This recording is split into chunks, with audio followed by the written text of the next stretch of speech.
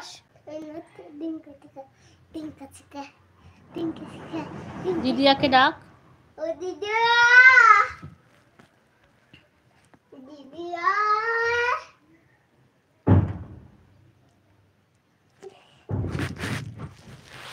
ওই দেখ কে ডাকছে, ডাক দিদিয়াকে।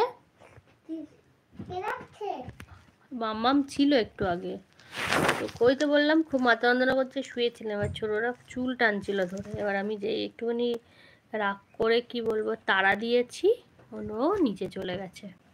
মানে ডুগ্গুকে তাড়া দিয়েছি, তো ও ভয়ে নিচে চলে গেছে যে জেম্মা এখন খুঁজতে গেছে। চলে আসো চলে আসো। পেন খাতা নেবে না, দাদা ভাইয়ের পেন খাতা নেবে না, চলে আসো। উঠছে এখন, উঠে ওই ইয়েটা করবে।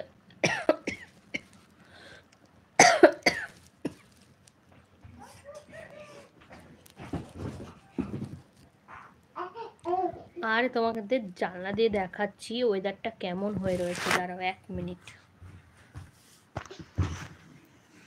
হবে কোনোভাবে?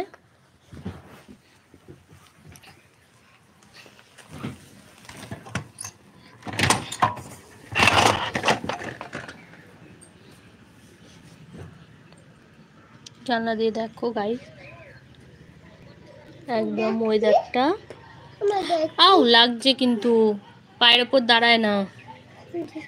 জানলাটা কেমন ওয়েদার হয়ে রয়েছে, পুরো কুয়াশা আচ্ছন্ন হয়ে রয়েছে। কুয়াশা, কুয়াশায় কে আসে রে? কুয়াশায় এটা কুয়াশায় কে আছে? ভূত। ভূত বাঙ্কি ভূত এসে তোকে ধরবে।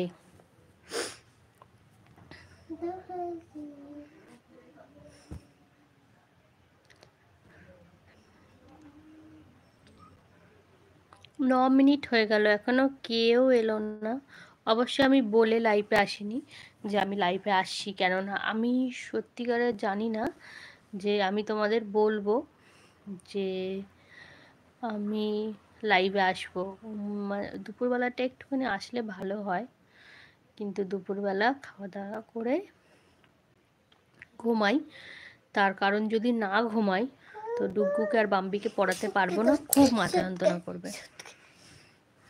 এই যে, আর এই মহারাজের পেছনে যা বকতে হয় সেটা সবাই, শুধু আমি বলে না, যাদের ঘরে ছোট বাচ্চা আছে সেটা সবাই জানো। আর বাম্বি তো খুব একটা বড় হয়নি, বাম্বিও ছোট, তো ওদের দুজনের পেছনে ভালোই বকতে হয়। তো সেই জন্য আর কি ঘুমাতে হয়। আর আমার আগাগোড়াই এই অভ্যাসটা রয়েছে যে দুপুরবেলা যদি না ঘুমাতাম, ছোট যখন ছিলাম, যখন পড়াশোনা করতাম, তখন না ঘুমালেও মাথাটা যন্ত্রণা করতো। এতক্ষণ যে বকছি মাথাটা খুব যন্ত্রণা করছে। যাই হোক, আমি বেশিক্ষণ থাকতে পারছি না। কথা দিচ্ছি যে খুব শিগগিরই লাইভ করব আবার সবাইকে নিয়ে। মানে আমাদের বাড়িতে যে কজন আছে, যে কজন মানে কি মামা মোরা যখন বিকেলবেলা যখন আমরা আড্ডায় বসি তখন লাইভ করব। হয়তো আজকেও হতে পারে, বলা যায় না। তো তখন তোমাদের সবার সঙ্গে কথা বলিয়ে দেবো, তখন তোমরাও দেখবে আড্ডাটা। তো এখনের মতন টাটা।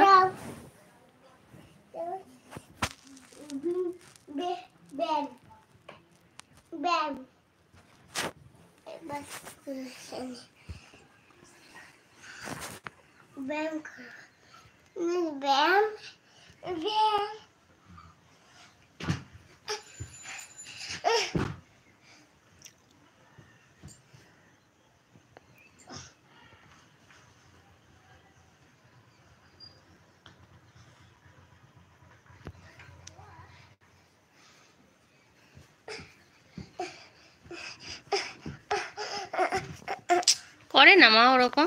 আমি ব্যায়াম করবো? না, ব্যায়াম করতে হবে না। ব্যায়াম করতে হবে।